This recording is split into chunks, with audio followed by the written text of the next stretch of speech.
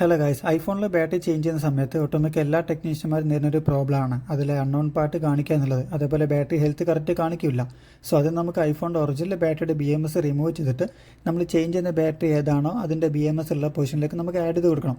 എന്നിട്ട് നമ്മൾ V1S അല്ലെങ്കിൽ അതേപോലെ സോഫ്റ്റ്വെയർ ടൂൾസ് യൂസ് ചെയ്തിട്ട് പ്രോഗ്രാം ചെയ്യണം. ഞാനിവിടെ യൂസ് ചെയ്യുന്നത് V1S Pro ആണ്. അതേപോലെ JC8ൻ്റെ ടാഗുമാണ്. ഈ V1S Pro അല്ലെങ്കിൽ JC8 ടാഗ് ഇതേപോലെ സോഫ്റ്റ്വെയർ ടൂൾസ് ഇല്ലാണ്ട് നമുക്കിത് പ്രോഗ്രാം ചെയ്യൽ പോസിബിൾ അല്ല.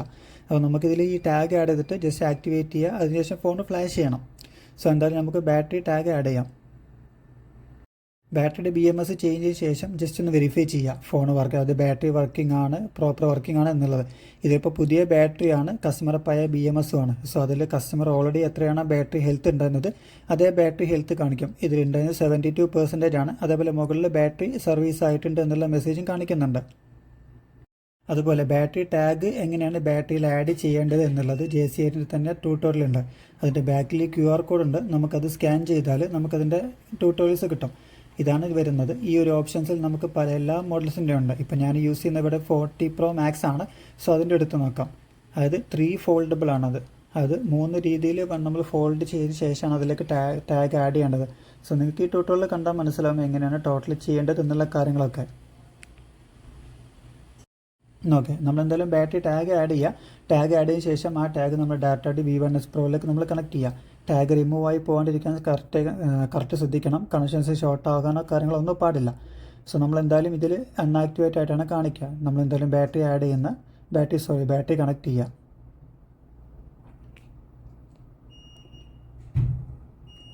ബാറ്ററി കണക്ട് ചെയ്യുമ്പോൾ നമുക്കതിൽ അൺആക്ടിവേറ്റ് എന്നതാണ് കാണിക്കുന്നത്. അതായത് നിങ്ങൾക്ക് ആ MCU ചിപ്പ് എന്നുള്ളത് കാണാൻ പറ്റും. അതായത് അൺആക്ടിവേറ്റ്. അതിനുശേഷം നമ്മൾ ആക്ടിവേറ്റ് ടാപ്പ് ചെയ്യുക.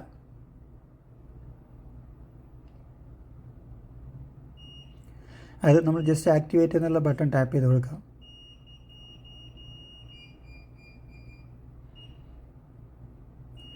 ആക്ടിവിറ്റി കൺഫേം കൊടുക്കുക. അതിനുശേഷം ചെറിയൊരു ടൈമിൽ തന്നെ അത് ആക്ടിവേറ്റ് ആയിട്ട് മുകളിൽ നമുക്ക് കാണാൻ പറ്റും. ആക്ടിവേറ്റഡ് എന്നുള്ളത് കാണാൻ പറ്റും. റീഡ് ആകുന്നുണ്ട്. ഇപ്പോൾ അത് മുകളിൽ ആക്റ്റീവ് ആയിട്ടുണ്ട്.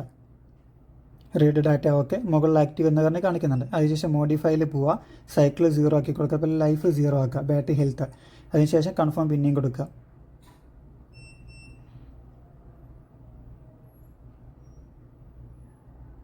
ഓക്കെ, ഡാറ്റ റീഡിങ് ഓക്കെ ആയിട്ടുണ്ട്. അതിനുശേഷം ജസ്റ്റ് റീഡ് ചെയ്യുക. സോ മുകളിൽ ബാറ്ററി സൈക്കിൾ 0 ആയിട്ടുണ്ട്. അതേപോലെ ബാറ്ററി ആക്ടിവേറ്റഡ് ആയിട്ടുണ്ട്.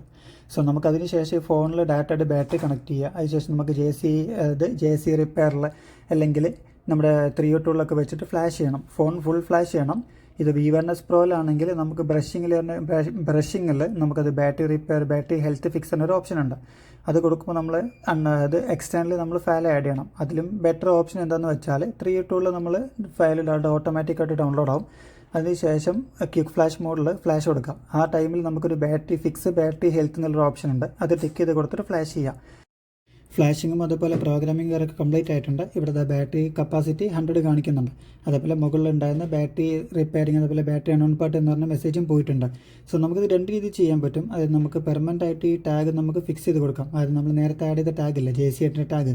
സോ നമുക്കത് പെർമനൻ്റ്ലി ഫിക്സ് ചെയ്ത് കൊടുക്കുകയും ചെയ്യാം, റിമൂവും ചെയ്യാം. അത് റിമൂവ് ചെയ്ത് കൊടുത്താൽ കസ്റ്റമർ ഫോൺ റീസെറ്റ് ചെയ്യുക, അതേപോലെ സോഫ്റ്റ്വെയർ അപ്ഡേറ്റ് ചെയ്യുക ചെയ്താൽ അതിനുശേഷം ബാറ്ററി ഹെൽത്ത് ആദ്യം എത്രയാണെന്ന് അതിലേക്ക് കാണിക്കും.